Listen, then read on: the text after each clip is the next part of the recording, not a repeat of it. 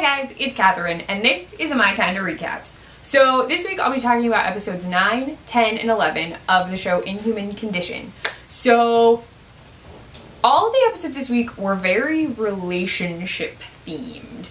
So in episode 9, we're focused on Tamar, who has been in the least amount of episodes so far.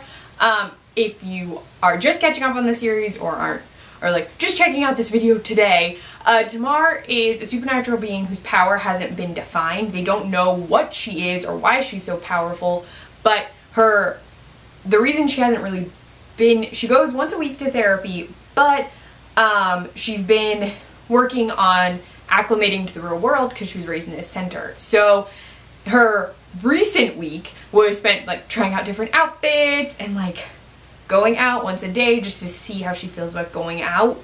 The outfit that she's wearing in the video is very punk rock, grungy. She has streaks in her hair and a septum piercing and a leather jacket, and I really like the outfit, by the way.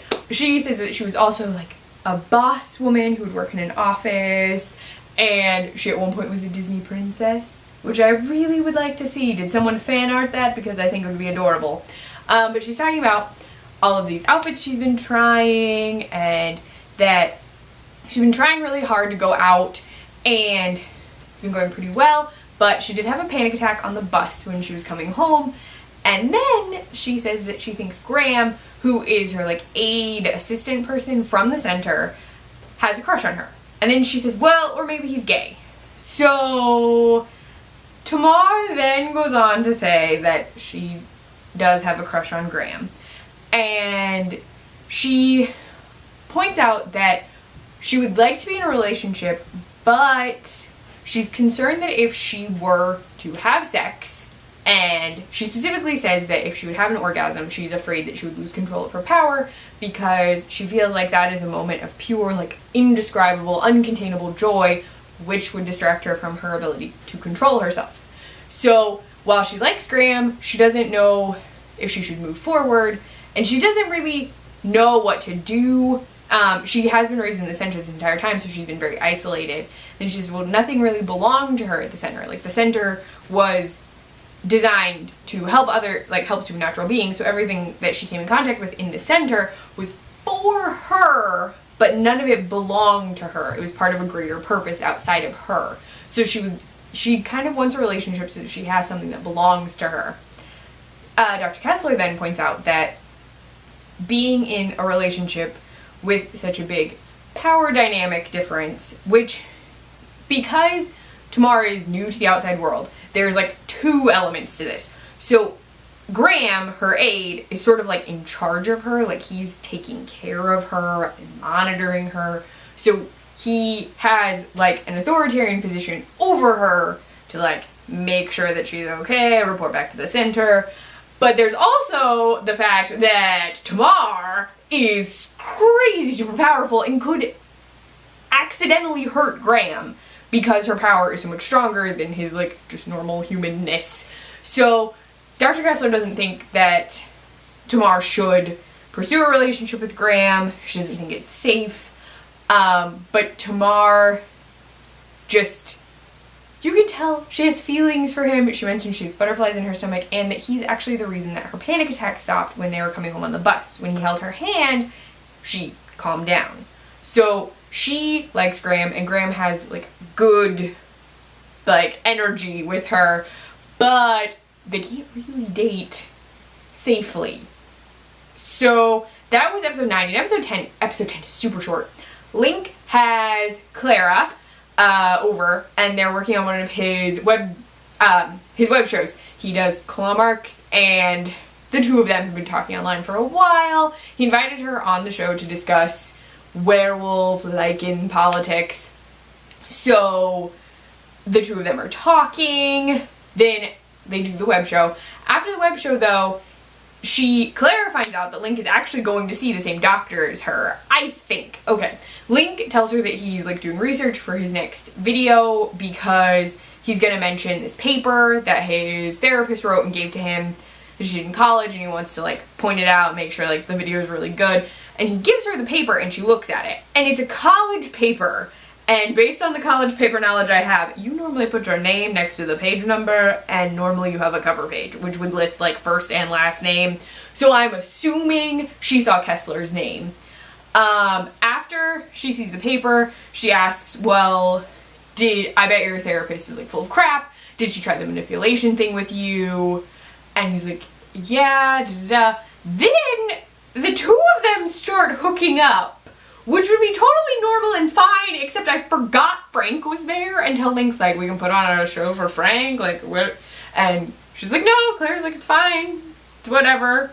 And I'm like, okay, Frank's just gonna stand there while the two of them like hook up on this couch. That has to be awkward for everyone. But they hook up, and that's the end of the episode. Then in episode 11, we open again with Tamar. It's her like next session, and she's listing off her long-term goals, and she says that like she like is going through like she wants to be respected and all of this stuff, and then she says she wants love. So she does still want a relationship. The concern would be that she wants this relationship with Graham, which she knows could be an issue. But she wants love. She did say that she wanted something that belonged to her and all of that, which makes sense. People want love in their life.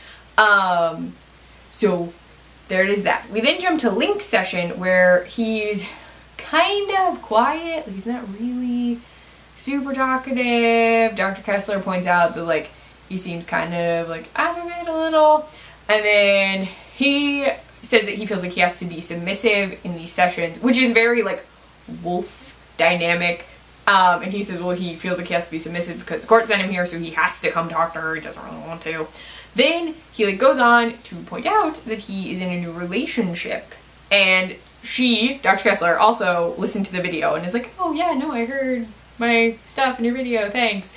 And so she is listening to all of his videos. She specifically says listen, so I don't know if she's looking at them or just like playing them while she's doing other stuff. But Link says he like met someone, and then he starts saying like he thinks that the reason he got together with someone is actually because of this like self-reflective therapy stuff, even though he still doesn't really think Dr. Kessler is great.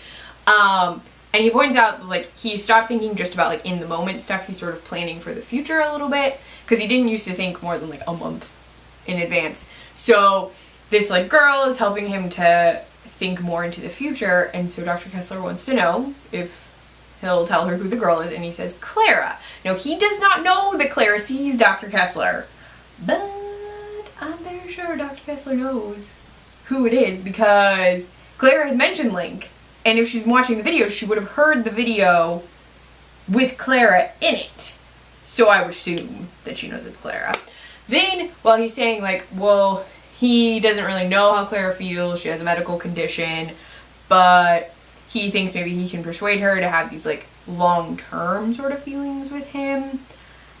He also reveals that he joined, like, in Superior, which is the, like, super scary, like, hardcore Lycan power group, which is something that Kessler's ex-husband, ex-dude, William, the cop, wanted to know, because he like wanted her to get information out of Link. So I don't know if she's gonna tell him about this or what's gonna happen.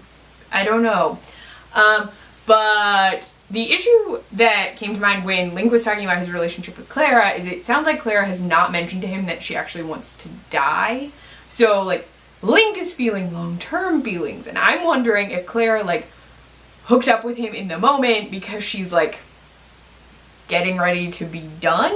Like, sort of like a, I'm just gonna do whatever I want because there are no consequences. I'm not going to be alive soon.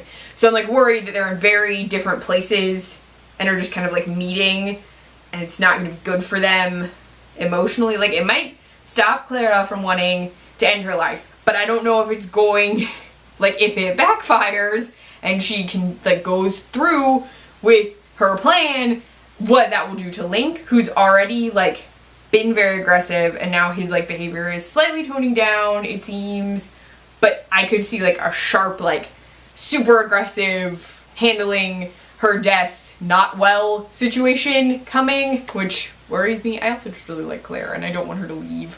But I don't know, all of the relationship talk was really interesting. There was a lot of like you have to like be comfortable with yourself and loving yourself before you can be in a relationship, because you shouldn't rely on another person to validate you.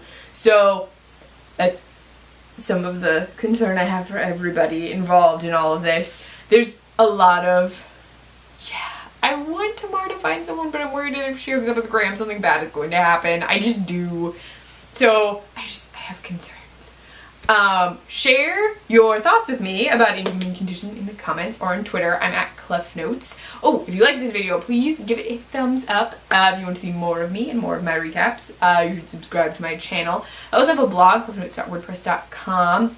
I posted some Inhuman Condition stuff on there, I think last week. Yeah, last week. I also write for the Nerdy Girl Express, thenerdygirlexpress.com, or on their Snapchat, the Nerdy Girl EXP, and I post recipes on the iZombie Support Group site, iZombieSupportGroup.com. Bye, guys.